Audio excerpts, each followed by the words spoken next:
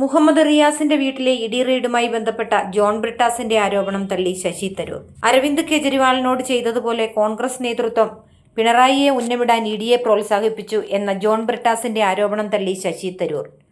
ED റെയ്ഡിൽ കോൺഗ്രസ് ഗൂഢാലോചന നടത്തിയെന്ന് എങ്ങനെ പറയാൻ കഴിയുന്നുവെന്ന് തരൂർ ചോദിച്ചു.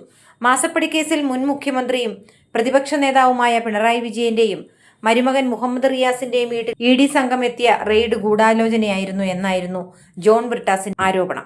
ഈ ആരോപണത്തിനെതിരെ പ്രതികരിച്ചാണ് തരൂർ രംഗത്തെത്തിയത്. സത്യപ്രതിജ്ഞാ ചടങ്ങിൽ മുൻ മുഖ്യമന്ത്രിയെ ബഹുമാനപൂർവ്വമാണ് പരിഗണിച്ചത്. വീട്ടിലെത്തിക്കണ്ട് ഇപ്പോഴത്തെ മുഖ്യമന്ത്രി അദ്ദേഹത്തിന് ആദരം അറിയിച്ചു. അനുരഞ്ജന മനോഭാവമാണ് കോൺഗ്രസിന്റേതെന്നും തരൂർ വ്യക്തമാക്കി. അതേസമയം മുൻ മുഖ്യമന്ത്രി പിണറായി വിജയന്റെയും മരുമകൻ മുഹമ്മദ് റിയാസിന്റെയും വീടുകളടക്കം 12 നടന്ന ഇഡി പരിശോധന അവസാനിച്ചിരിക്കുകയാണ്. 7 മണിക്കൂർ നീണ്ട റെയ്ഡ് ആണ് അവസാനിച്ചിരിക്കുന്നത്.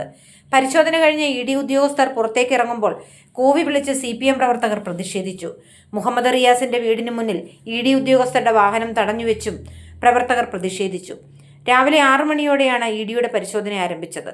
തിരുവനന്തപുരത്തെ വാടക വീട്ടിൽ പിണറായി വിജയൻ ഉള്ളപ്പോഴാണ് ഇഡി എത്തിയത്. കണ്ണൂരിലെ വീട്ടിലും റെയ്ഡ് നടന്നു.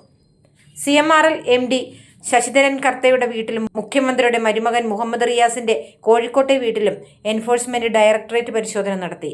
2 ഇടങ്ങളിൽ നടന്ന പരിശോധനയിൽ ഒന്നും തന്നെ കണ്ടെത്താൻ കഴിഞ്ഞില്ല എന്നാണ് പുറത്തുവരുന്ന വിവരം.